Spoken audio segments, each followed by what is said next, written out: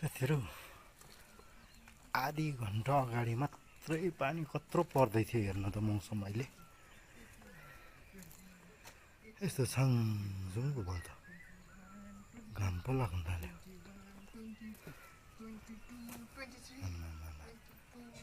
छङझुङ